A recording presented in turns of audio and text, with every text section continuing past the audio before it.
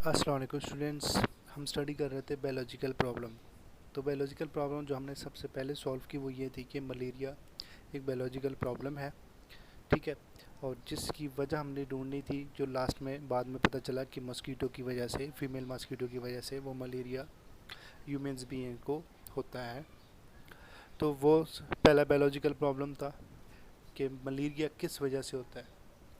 तो वो सारे स्टेप करके observations, hypothesis, detection, experiment, result draw करके पता चला कि मस्कीटो, जो फीमेल मस्कीटो है, उसमें प्लाज्मोडियम पाया जाता है जो बाइट करने के बाद ह्यूमन बॉडी में इंजेक्ट कर लेता है, ठीक है। और जिसकी वजह से उस पेशेंट्स को मलेरिया हो जाता है।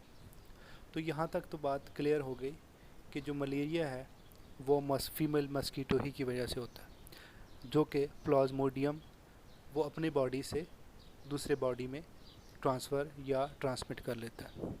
अब यहाँ पे दूसरा क्वेश्चन यहाँ पे ये राइज हो रहा है कि जो प्लाज्मोडियम है वो कैसे ह्यूमन बॉडी के ब्लड में इंटर होता है। तो क्वेश्चन हमारे पास ये है कि how Plasmodium get into the blood of man, कि जो प्लाज्मोडियम है वो कैसे ह्यूमन बॉडी के ब्लड में इंटर हो जाता है, मिक्स हो जाता है, और जिसकी वजह से मलेरिया जो है वो उस पर्सन को या उस शख्स को या उस आदमी को हो जाता है।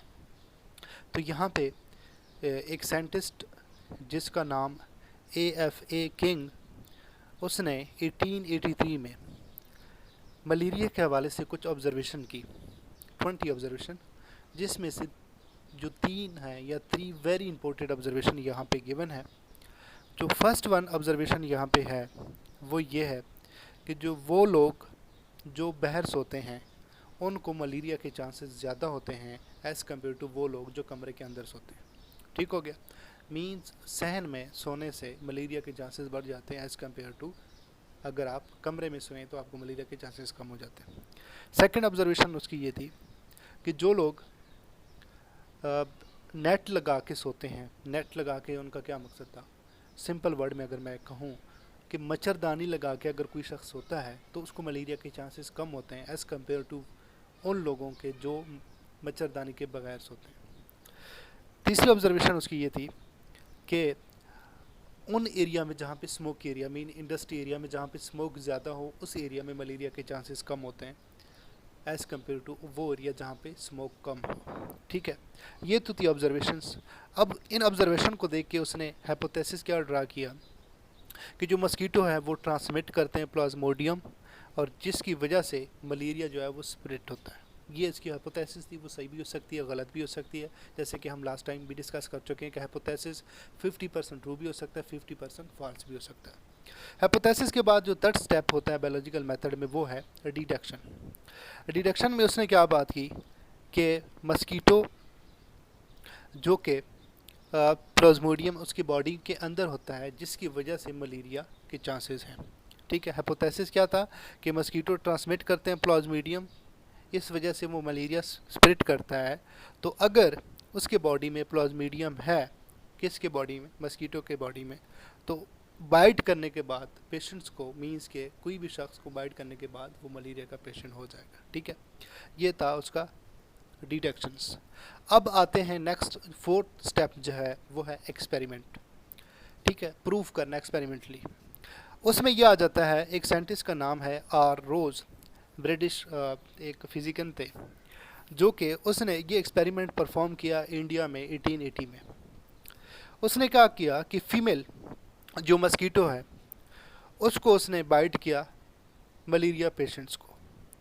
तो उससे क्या पता चला कि जो मलेरिया के जो पेशेंट्स हैं, सॉरी मलेरिया के पेशेंट नहीं, मीन्स हेल्दी पर्सन, उनको मस्कीटो, फीमेल मस्कीटो से बाइट किया, और जिससे क्या हुआ कि उनके बॉडी में जो वायरस था, जो प्लाज्मोडियम था, वो बाइट करने के बाद उस शख्स के अंदर ब्लड में मिक्स हो जाता है, और 2-3 दिन के बाद एक्टिव होने के बाद उसमें भी मलेरिया के सिम्टम आना स्टार्ट हो जाए। नेक्स्ट उसने जो है वो स्पैरो को लिया। ठीक है, उससे बाइट करवाया। स्पैरो को बाइट करने के बाद उसको भी मलेरिया हो गया, जहाँ पे आप लोगों को नज़र आ रहा है। तो ये डायग्राम जो है पूरा ये बता रहा है कि उसने सबसे पहले ह्यूमंस बीइंग को लिया, उससे बाइट करवाया, वहाँ पे उनको भी मलेरिया हो गया। फिर स्पैरो को किया, हेल्दी स्पैरो के बाइट करने के बाद उसमें भी मलेरिया के सिम्टम आने लगे। तो एक्सपेरिमेंट से क्या बात ज़ाहिर हुई कि जो मस्कीटो है उसके स्टमक के अंदर प्लाज्मोडियम पाया जाता है। बाइट करने के बाद वो अपने बॉडी से दूसरे बॉडी में प्लाज्मोडियम को ट्रांसफ़र कर लेता है, ट्रांसमिट कर लेता है, जिसकी वजह से मलेरिया जो है उस शख्स में पैदा होता है या उस शख्स को हो जाता है। तो बेसिकली जो मेन रीज़न है वो ये है कि प्लाज्मोडियम एक वायरस का नाम है जो कि फीमेल मस्कीटो के स्टमक के अंदर एग्जिस्ट करता है। बाइट करने के बाद वो अपने बॉडी से दूसरे बॉडी में कन्वर्ट कर लेता है और वो ब्लड के साथ मिक्स हो जाता है और 2-3 दिन के बाद उस शख्स को मलेरिया हो जाता है। तो आज हमारा जो है ये बायोलॉजिकल मेथड्स का पूरा टॉपिक ख़त्म होता है। नेक्स्ट इंशाल्लाह हम नेक्स्ट टॉपिक स्टार्ट करेंगे। Thank you so much.